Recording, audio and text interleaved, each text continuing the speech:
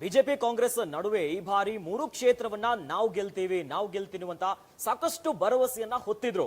ಆದ್ರೆ ಈಗ ಜನರ ನಿಜವಾದ ನಾಡಿ ಮಿಡಿತ ಏನು ಅನ್ನುವಂಥದ್ದು ಗೊತ್ತಾಗ್ಬಿಟ್ಟಿದೆ. ಕಾಂಗ್ರೆಸ್ ಭರ್ಜರಿಯಾಗಿ ಗೆದ್ದು ಬೇಗಿದೆ.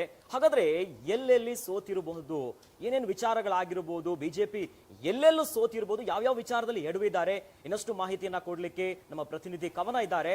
ಎಸ್ ಕವನ, ಇವತ್ತು ಯಾವ ರೀತಿಯಾದಂತ ಒಂದು ಫಲಿತಾಂಶ ಬಂದಿದೆ? ಬಿಜೆಪಿ ಎಲ್ಲೆಲ್ಲಿ ಎಡವು ಬಿಟ್ಟಿದೆ, ಅಚ್ಚರಿಯ ಅಭ್ಯರ್ಥಿಯನ್ನ ಇಳಿಸ್ತೀನಿ ಅಂತ ಕಾಂಗ್ರೆಸ್ ಹೇಳಿ ಅಚ್ಚರಿಯಾಗಿನೇ ಗೆದ್ದು ಬೀಗಿದ್ದಾರೆ ಚನ್ನಪಟ್ಟಣದಲ್ಲಿ. ಇನ್ನು ಸಂಡೂರು ಇರುವಂತದ್ದು ಶಿಗ್ಗಾವಿಯಲ್ಲಿ. ಹಾಗಾದ್ರೆ ಏನೇನು ಮೇಜರ್ ಕಾರಣ ಇರಬಹುದು? 3 ಕ್ಷೇತ್ರ ತಮ್ಮ ಕೈಯನ್ನ ಕಳ್ಕೊಂಡ್ಬಿಟ್ಟಿದೆ, ಸೋತಿದ್ದಾರೆ. ಸೊ ಹಾಗಾದ್ರೆ ಎಲ್ಲೆಲ್ಲಿ ಎಡವಿದೆ ಬಿಜೆಪಿ?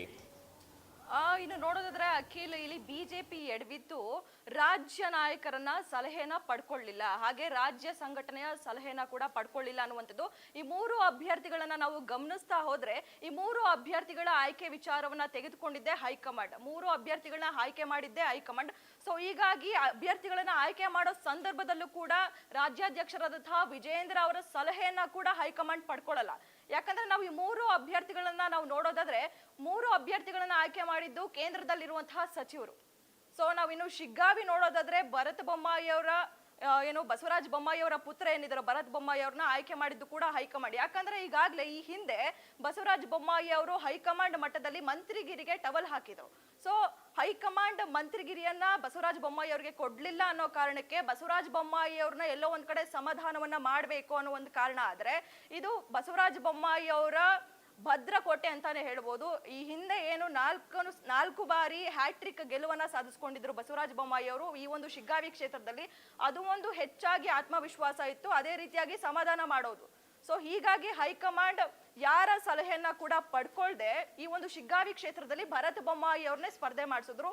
ಅಲ್ಲಿ ಬಸವರಾಜ ಬೊಮ್ಮಾಯಿ ಅವರು ಏನು ತಮ್ಮ ಪುತ್ರವನ್ನ ಸ್ಪರ್ಧೆ ಮಾಡಿಸಿದ್ರು, ಏನು ಅಭ್ಯರ್ಥಿ ಘೋಷಣೆ ಆಯ್ತೋ ಆನಂತರವೂ ಕೂಡ ಅಲ್ಲಿ ಒಂದು ಬಂಡಾಯ ಶುರುವಾಯಿತು.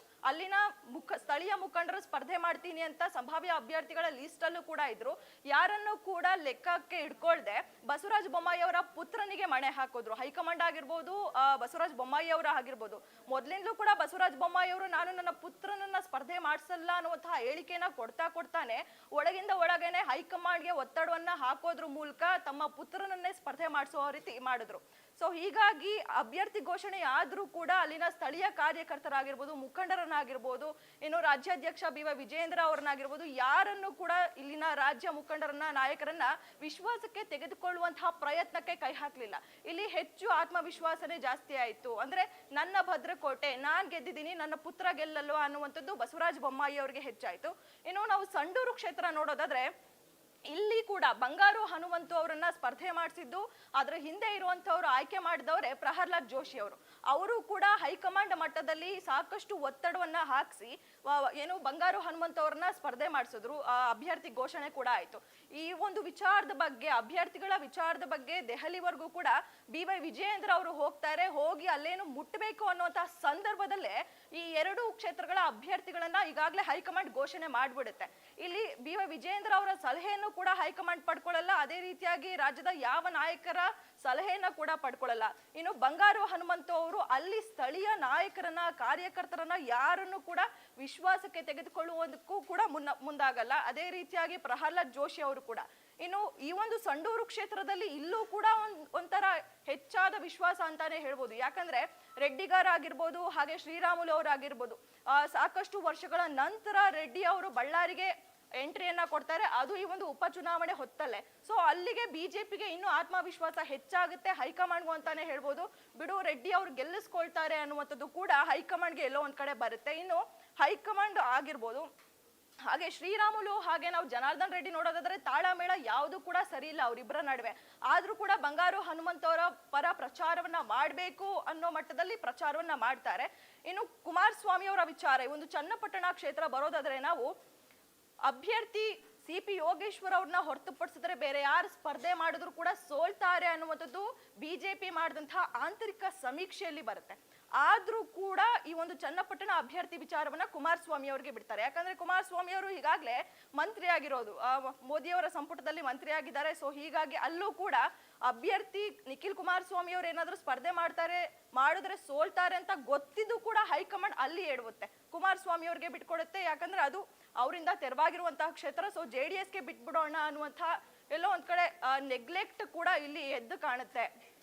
ಅದೇ ರೀತಿಯಾಗಿ CP ಯೋಗೇಶ್ವರ್ ಅವ್ರನ್ನ ಕೂಡ ಕಡೆಗಣಿಸಿದ್ದು, ಅವರನ್ನ ವಿಶ್ವಾಸಕ್ಕೆ ತೆಗೆದುಕೊಂಡಿದ್ರೆ CP ಯೋಗೇಶ್ವರ್ ಅವರು ಕಾಂಗ್ರೆಸ್ಗೆ ಹೋಗುವಂತಹ ಸಂದರ್ಭನೇ ಬರ್ತಿರ್ಲಿಲ್ಲ. ಅಲ್ಲಿ CP ಯೋಗೇಶ್ವರ್ ಅವ್ರಿಗೆ ವರ್ಚಸ್ಸು ಇರುವಂತದ್ದು, 80,000ಕ್ಕೂ ಹೆಚ್ಚು ಮತಗಳನ್ನ ಪಡೆಯುವಂತಹ ವರ್ಚಸ್ಸು CP ಯೋಗೇಶ್ವರ್ ಅವ್ರಿಗೆ ಇತ್ತು. ಸೊ ಅದನ್ನು ಕೂಡ ಎಲ್ಲೋ ಒಂದ್ ಕಡೆ ಕಳ್ಕೊಂಡ್ರು, ಎಲ್ಲಾ ಮತಗಳು ಕೂಡ ಡಿವೈಡ್ ಆಗ್ತಾ ಹೋಯ್ತು. ಸೊ ಹೀಗಾಗಿ ಅಲ್ಲಿ ಆಂತರಿಕ ಸಮೀಕ್ಷೆ ಬಂದಿದ್ರು ಕೂಡ ಹೈಕಮಾಂಡು ಕುಮಾರಸ್ವಾಮಿ ಅವ್ರಿಗೆ ಬಿಟ್ಟು ಇಲ್ಲೂ ಕೂಡ ಎಡುವುದು ಅಂತಾನೆ ಹೇಳ್ಬೋದು. ಅದೇ ರೀತಿಯಾಗಿ ಏನು BY ವಿಜಯೇಂದ್ರ ಅವರ ಸಲಹೆನ ಯಾಕೆ ಪಡ್ಕೊಳ್ಳಿಲ್ಲ, BY ವಿಜಯೇಂದ್ರ ಅವರ ವಿರುದ್ಧ ಸ್ವಪಕ್ಷದವರೇ ಬೀದಿಯಲ್ಲಿ ಮಾತನಾಡ್ತಾ ಇದ್ದಾರೆ, ಅಂದ್ರೆ ನಾವು ಅವರ ನಾಯಕತ್ವವನ್ನ ಒಪ್ಪೋದಿಲ್ಲ ಅಂತ. ಸೊ ಹೀಗಾಗಿ ಬಸವರಾಜ ಬೊಮ್ಮಾಯಿ ಅವರಾಗಿರ್ಬೋದು, ಪ್ರಹ್ಲಾದ್ ಜೋಶಿ ಅವರಾಗಿರ್ಬೋದು, ಎಲ್ಲರೂ ಕೂಡ BY ವಿಜಯೇಂದ್ರ ಅವರನ್ನ ಕೂಡ ಲೆಕ್ಕಕ್ಕೆ ತೆಗೆದುಕೊಳ್ಳಲ್ಲ ಅನ್ನುವಂಥದ್ದು. ಅದೇ ರೀತಿಯಾಗಿ ಹೈಕಮಾಂಡ್ ಕೂಡ ಅವರು ಕೂಡ ಸಲಹೆಯನ್ನ ಪಡ್ಕೊಳ್ಳೋದಿಲ್ಲ, ರಾಜ್ಯ ನಾಯಕರನ್ನು ಕೂಡ ಕಡೆಗಣಿಸುತ್ತೆ. CP ಯೋಗೇಶ್ವರ್ ಅವರ ಪರ ದೆಹಲಿಗೆ ಕೂಡ ಹೋಗ್ತಾರೆ ರಾಜ್ಯ ನಾಯಕರು 2-3 ಬಾರಿ ಅವರ ಪರ ಬ್ಯಾಟಿಂಗ್ ಬೀಸೋದಕ್ಕೆ.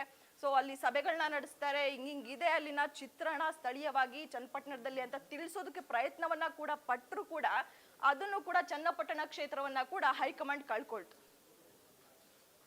ಸೊ ಇದೀಗ ಈ 3 ಕ್ಷೇತ್ರಗಳಲ್ಲೂ ಕೂಡ ಮಾಜಿ ಮುಖ್ಯಮಂತ್ರಿಗಳ ಪುತ್ರರು, ಅಲ್ಲಿ ಬಸವರಾಜ ಬೊಮ್ಮಾಯಿ ಅವರ ಪುತ್ರ ಭರತ್ ಬೊಮ್ಮಾಯಿ, ಇತ್ತ ಕುಮಾರಸ್ವಾಮಿ ಅವರ ಪುತ್ರ ನಿಖಿಲ್ ಕುಮಾರಸ್ವಾಮಿ ಅವರು ಎಲ್ಲರೂ ಕೂಡ ಅಂದ್ರೆ ಸಾಕಷ್ಟು ಮುಖಭಂಗ ಆಗಿರುವಂತದ್ದು. ಮುಂದಿನ ದಿನಗಳಲ್ಲಿ ಇದು ಭಿನ್ನಮತ ಏನಿದೆಯೋ, ಈಗಾಗಲೇ ಭಿನ್ನರು ಏನು ಬಂಡಾಯವನ್ನ ಶುರು ಮಾಡ್ಕೊಂಡಿದ್ರು ಬಿಜೆಪಿಯಲ್ಲಿ, ಅದು ಹೆಚ್ಚಾಗಕ್ಕೆ ಇದಿನ್ನು ಎಡೆ ಮಾಡಿಕೊಡುತ್ತೆ ಅಂತಾನೆ ಹೇಳ್ಬೋದು. ರಾಮ್, ಎಸ್, ಥ್ಯಾಂಕ್ ಯು ಕವನ ತಮ್ಮೆಲ್ಲ ಮಾಹಿತಿಗಾಗಿ.